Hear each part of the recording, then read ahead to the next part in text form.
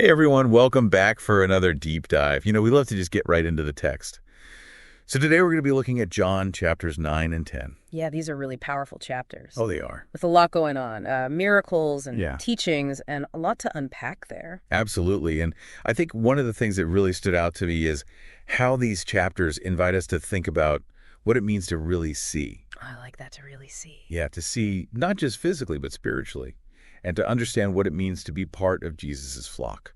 Yeah, and I think it's interesting too how these chapters kind of force us to confront our own assumptions and really think about what we believe. You're right about that because we're going to see some pretty strong reactions to Jesus in these chapters, both positive and negative. Right.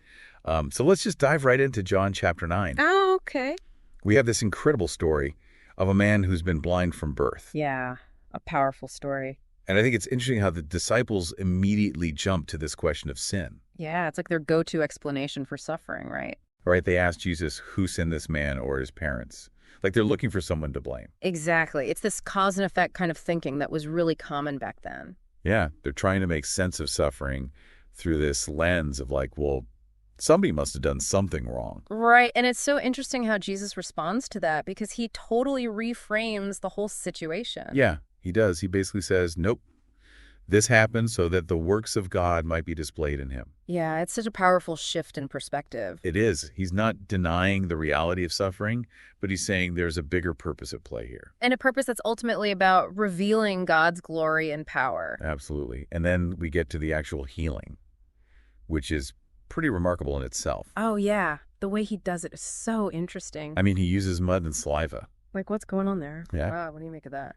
Some scholars think it symbolizes Jesus using the very elements of creation to bring about healing. It's like he's saying, look, I can work with anything, even the most ordinary things, to accomplish my purposes. Right. And it could also be seen as kind of a challenge to the Pharisees and their obsession with ritual purity. Oh, definitely, because they would have considered mud and saliva to be unclean. Exactly. And here's Jesus using these things to perform a miracle. Yeah, it's definitely a provocative act. So this healing, it's not just a physical restoration. Right. It's so much more than that.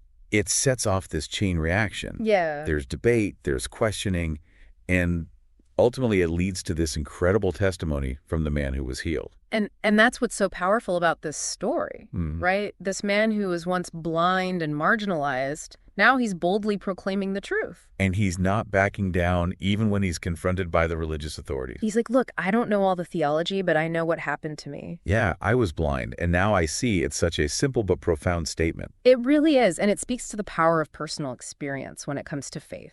It's like he's saying you can argue all you want, but you can't deny what I've experienced. Right, and it makes you think about how our own encounters with God can give us that same kind of boldness.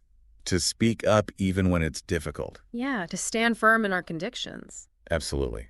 So this is just the beginning of the story. We're just getting started. And as we move into John chapter 10, we're going to see how this theme of seeing and believing connects to the idea of belonging to Jesus's flock. Yeah, the imagery shifts a bit, but it's all interconnected. And it all points back to this question of what does it really mean to follow Jesus? And to know his voice. And how do we recognize that voice in our own lives amidst all the noise and distractions?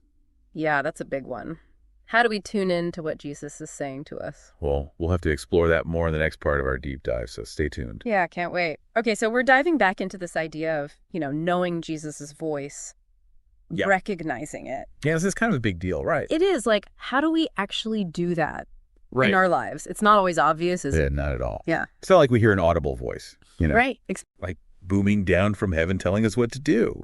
No, it's often a lot more subtle, isn't it? Yeah, it feels like. More of like an inner knowing or It's a nudge. a nudge or a sense of peace about something. Yeah. Or even like a conviction about something that we know we need to do or say. Absolutely. And it can come through other people too sometimes, right? Oh, yeah, like a friend might say something or Or a mentor. mentor, yeah. And it's just like, oh, wow, that's exactly what I needed to hear. Right. And it's like, was that just them or was that God kind of speaking through them? That's such a good question. Yeah. And it makes me think about, we were talking about the the man who was healed in John 9. Yeah. And his story isn't just about, like, regaining physical sight, is it? No, it's about so much more. It's about being brought into this relationship with Jesus. Into his flock, yeah. Right, and becoming part of something bigger than himself. And it's about finding your voice. Yes. Even when it's hard. Because he faced opposition, right?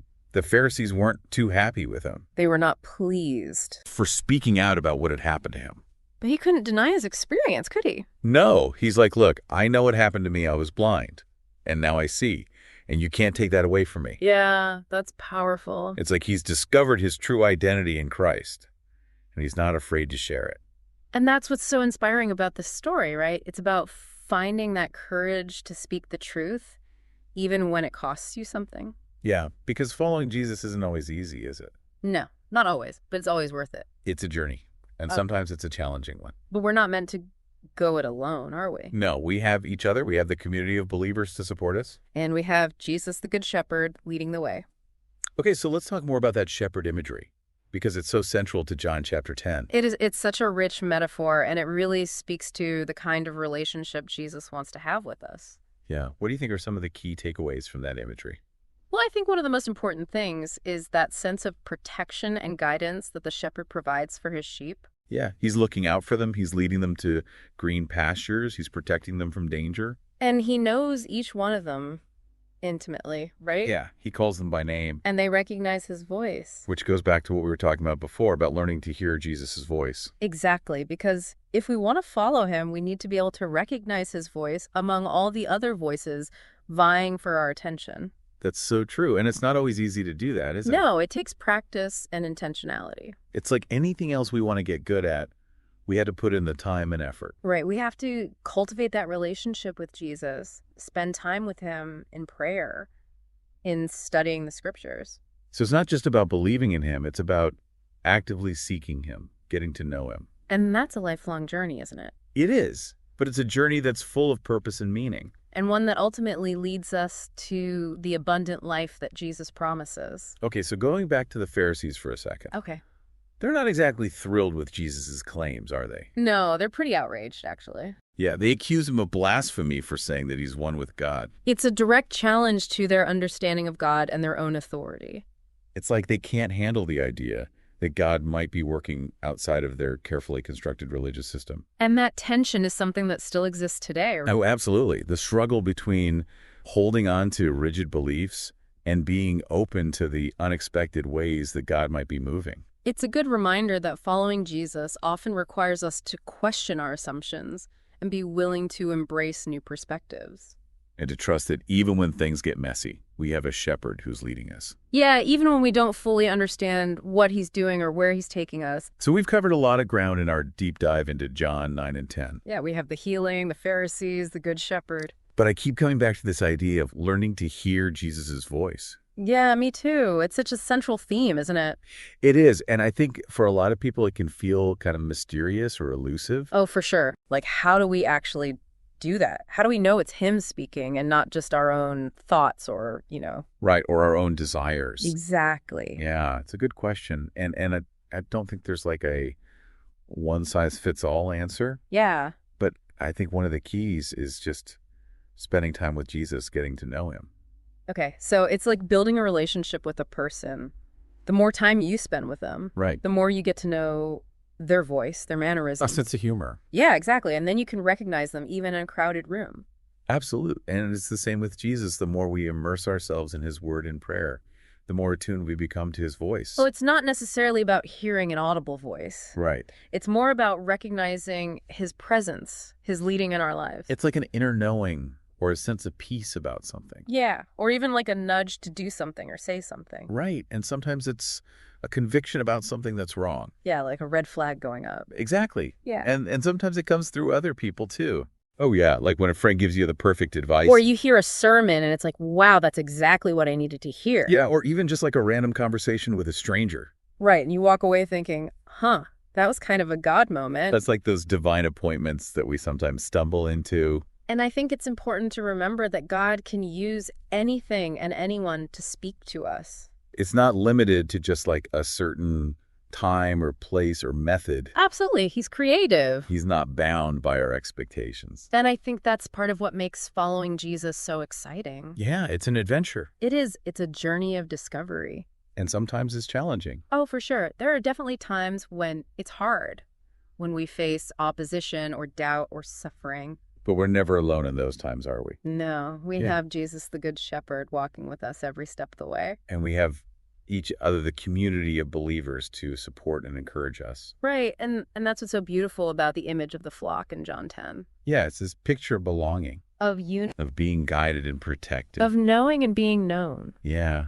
And I think that's something that we all long for deep down, isn't it? I think so, that sense of connection and purpose. To know that we're not just wandering aimlessly through life. But that we're part of something bigger than ourselves. Yeah. And that we have a shepherd who loves us and cares for us. Who knows us better than we know ourselves. So as we wrap up our deep dive into John chapters 9 and 10, I hope you're leaving with a sense of hope and encouragement. And a renewed desire to seek Jesus, to listen for his voice. Yeah, to tune in to his presence in your life. And to trust that he's leading you to a place of abundance and life. It's been a great conversation, and I want to thank you for joining us on this deep dive. It's been a pleasure. And until next time, keep seeking, keep listening, and keep following the shepherd's voice.